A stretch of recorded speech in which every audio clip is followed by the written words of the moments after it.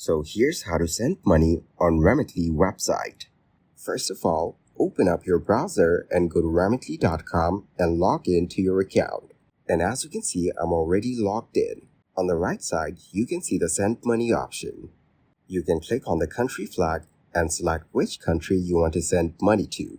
You can also use the search bar or scroll through. So as you can see, I've now selected United Kingdom and we can see the exchange rate.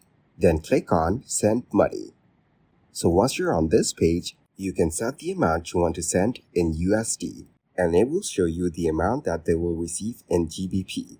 So once you're done with this step, click on Continue. Now, you need to select the delivery method. You can go with bank deposit or cash pickup. In this case, we will go with bank deposit.